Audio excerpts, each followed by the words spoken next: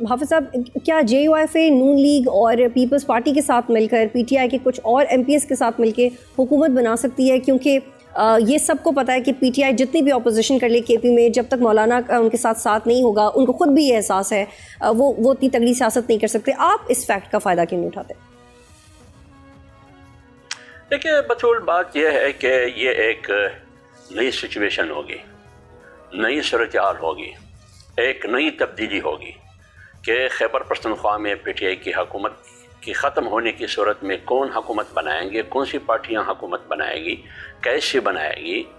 تو اس لیے میرے خیال میں یہ وقت سے پہلے کی بات ہے. جمعیت علماء اسلام نے یا ان کی قیادت نے ابھی تک نہ اس پر سوچا ہے، نہ بھی انہوں نے حکومت میں جانے کا فیصلہ کیا ہے، نہ اس منصوبہ بندی کا جمعیت علماء اسلام ابھی تک حصہ بنی ہے. آپ سے کسی نے رابطہ کیا؟ جمعیت علماء اسلام کے علم میں اس قسم کی کوئی بات ہے نہیں. مجھ سے تو کوئی کسی نے بھی رابطہ نہیں کیا ہے. مولانا صاحب سے کسی نے رابطہ کیا ہوگا یہ مجھے معلوم نہیں ہے، اس لیے میں اس پر بات نہیں کر سکتا. یہ قبل از وقت بات ہے.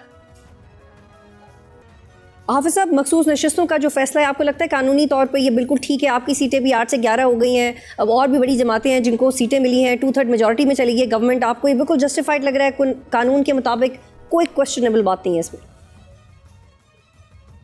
دیکھیے بات یہ ہے کہ میرے خیال میں پہلے یہ فیصلہ ان مخصوص نشستوں کے بارے میں فیصلہ شاید پشاور ہائی کورٹ نے دیا تھا، پھر اس کے بعد سپریم کورٹ نے فیصلہ دیا، اور سپریم کورٹ کے فیصلے کی روشنی میں یہ سیٹیں مخصوص نشستیں پی ٹی آئی کو دی گئی.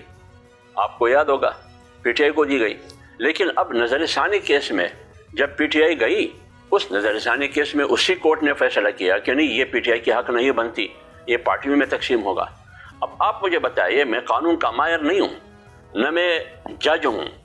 پشاور ہائی کورٹ کا فیصلہ، سپریم کورٹ کا ایک فیصلہ، پھر دوسرا فیصلہ، لہٰذا یہ صرف قانونی ایشو ہے، قانونی فیصلہ ہے. لیکن گزشتہ جو سپریم کورٹ کا فیصلہ ہوا کہ پی ٹی آئی کو دینی ہے، ادھر بھی ہم فریق نہیں تھے.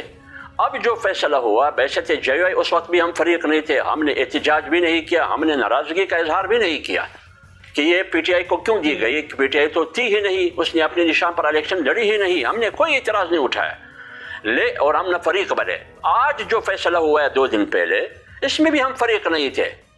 تو لہٰذا جب کورٹ نے فیصلہ کیا، کورٹ نے کہا کہ پی ٹی آئی کی حق نہیں بنتی ہے، یہ دیگر پارٹیوں کا حق بنتا ہے، تو قانون کے مطابق انہوں نے فیصلہ کی ہوگی. 10-11 جج بالکل آپ کا جواب آ گیا کہ اگر آپ فریق نہیں تھے تو آپ ٹھیک ہے، لیکن آپ اس پہ سیاسی رویہ تو آپ کا کچھ اپروچ تو ہوگا اس کے اوپر، کیونکہ اگر پی ٹی آئی نے بلے کے نشان کے اوپر الیکشن نہیں لڑا تو انڈیپینڈنٹ کی حیثیت سے الیکشن لڑنے کے لیے ای سی پی نے پی ٹی آئی کو کہا تھا، کورٹ کے فیصلے نے نہیں کہا تھا. اس کے اوپر بھی آپ کی کوئی خاص رائے نہیں ہے؟ لیکن میں آپ کو ایک بات عرض کروں، یہ بالکل صرف اور صرف خالصتاً قانون کی لڑائی تھی.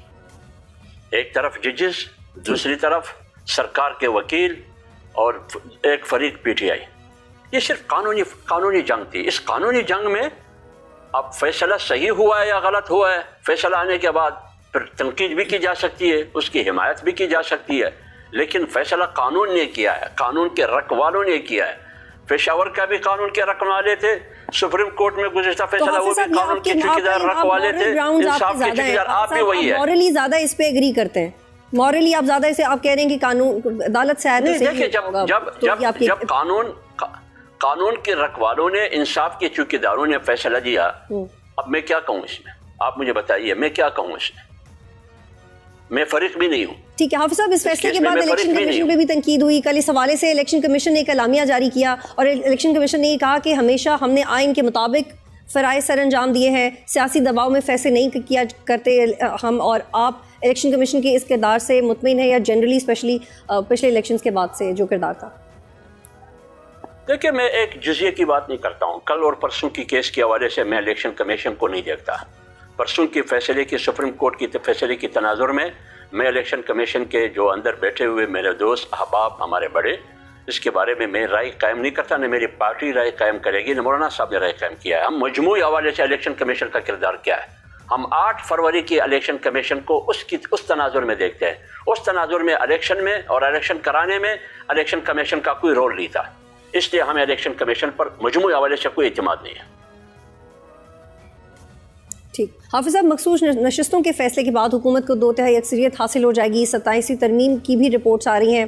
آپ 27ویں ترمیم میں حکومت کا ساتھ دیں گے یا پھر یہ کریں گے کہ 26ویں ترمیم کی طرح تھوڑا ٹف ٹائم دیں گے اور پھر نیگوسیشنز کے بعد کچھ اپنی بات منوائیں گے اور ایونچولی یہ بھی 26ویں ترمیم کی طرح پاس ہو جائے گی؟ نہیں دیکھیے، یہ تو ابھی تک معلوم نہیں ہے کہ حکومت 27ویں ترمیم لا رہی ہے یا نہیں لا رہی.